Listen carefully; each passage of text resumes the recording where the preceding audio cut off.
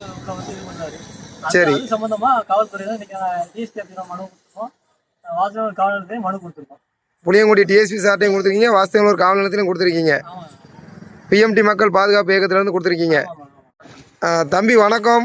வணக்கம்ண்ணே.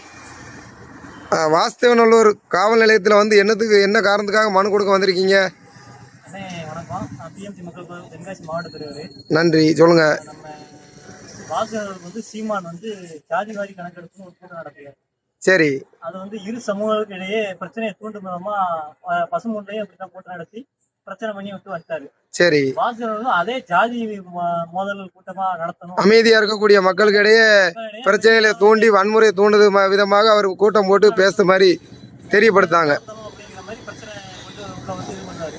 சரி. அது சம்பந்தமா காவல்துறை தான் இன்னைக்கு டிஎஸ்பி ஆஃபீஸ்ல மனு கொடுத்துருக்கோம். வாசகர் காவல் நிலையத்தையும் மனு கொடுத்துருக்கோம். புளியங்குடி டிஎஸ்பி சார்ட்டையும் கொடுத்துருக்கீங்க, வாஸ்தவனூர் காவல் நிலையத்திலையும் கொடுத்துருக்கீங்க, பிஎம்டி மக்கள் பாதுகாப்பு இயக்கத்திலேருந்து கொடுத்துருக்கீங்க. நன்றி நன்றி தம்பி, நன்றி தம்பி, வாழ்த்துக்கள் வாழ்த்துக்கள்.